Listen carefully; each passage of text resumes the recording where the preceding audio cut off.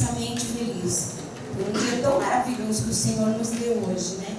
Passamos assim bastante tempo aqui na igreja, não senti vontade de ir embora e estava falando para o meu marido assim em casa: eu estou amando tanto essa igreja que eu tenho vontade de ficar o domingo inteiro aqui. E eu já em cima lá com as irmãs, a irmã falava assim: irmãs, tudo que você for fazer, faça com amor, não faça por obrigação, porque eu tenho que ir, ai porque tem isso, ai porque tem aquilo. Não, faça por amor, que tudo fica muito mais fácil. Então, irmãs, foi um dia maravilhoso e estamos aqui para adorar o nosso Deus, que é digno de glória, de louvor, de adoração.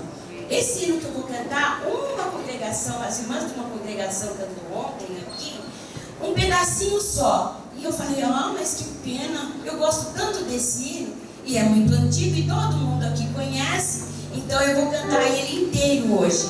E a igreja cante comigo.